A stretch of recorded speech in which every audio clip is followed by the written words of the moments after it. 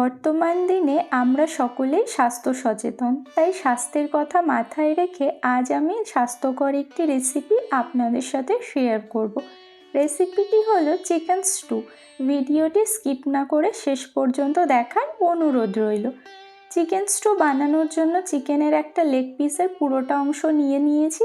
এরপর চিকেনগুলোকে একটু বড় করে কেটে পরিষ্কার করে ধুয়ে নিয়েছি কিছু সবজি, যেমন পেঁপে, বিনস, গাজর, আলু, ক্যাপসিকাম, টমেটো আর একটা পেঁয়াজের 4 টুকরো করে নিয়েছি।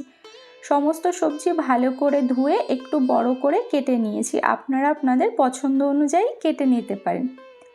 এরপর গ্যাসে কড়াই বসিয়ে কড়াইটা ভালো করে গরম করে নিয়ে এর মধ্যে দিয়ে দিলাম 1 চামচ বাটারটা ভালো করে মেল্ট হয়ে এলে ফোড়নে দিয়ে দিচ্ছি 5-6টা গোটা গোলমরিচ, 4-5টা এখানে লবঙ্গ, 3টে দিয়ে দিলাম ছোট এলাচ আর দিয়ে দিলাম 2 টুকরো দারচিনি। এরপর ফোড়নটাকে 10 থেকে 12 সেকেন্ড একটু ফ্রাই করে নিচ্ছি। এরপর অ্যাড করে দিচ্ছি তেজপাতা, দিয়ে আবারও 5 থেকে 6 সেকেন্ড একটু ফ্রাই করে নেব। তো ফোড়নটা ভালো করে ভেজে নিয়ে দিয়ে দিলাম একটা পেঁয়াজ কুচি, দিয়ে দিচ্ছি কয়েকটা রসুনকে থেতো করে নিয়েছি আর একটু আদা গ্রেট করে নিয়েছি। এবার এই সমস্ত কিছু ভালো করে ভেজে নেব, তবে খুব বেশি ভাজার প্রয়োজন নেই। পেঁয়াজ, রসুন, আদা একটু সফট হয়ে এলেই হবে। তো দেখুন খুব ভালো করে ভেজে নিয়েছি। এরপর চিকেনগুলোকে অ্যাড করে দিচ্ছি। এবার হাই ফ্লেমে চিকেনটাকে আমি 5 মিনিট মতো আদা, রসুন, পেঁয়াজের সাথে ভালো করে কষিয়ে নেব। এই সময় কিন্তু কোনো প্রকার লবণ ব্যবহার করব না। তো ফ্লেমটাকে হাইতে রেখে এখানে 5 মিনিট খুব ভালো করে চিকেনটা কষিয়ে নিতে হবে।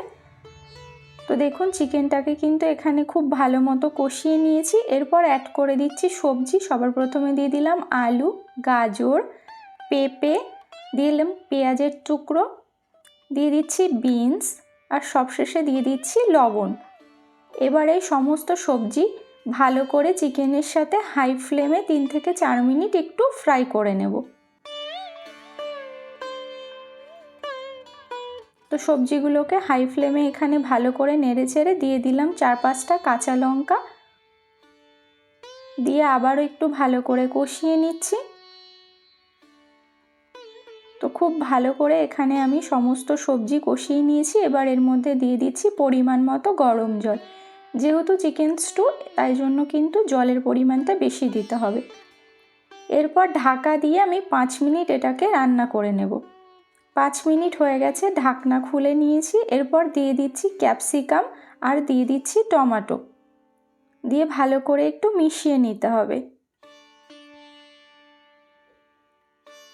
এরপর আমি আবারও ঢাকা দিয়ে লো ফ্লেমে 20 মিনিট মতো চিকেন আর সবজি ভালো করে সেদ্ধ করে নেব।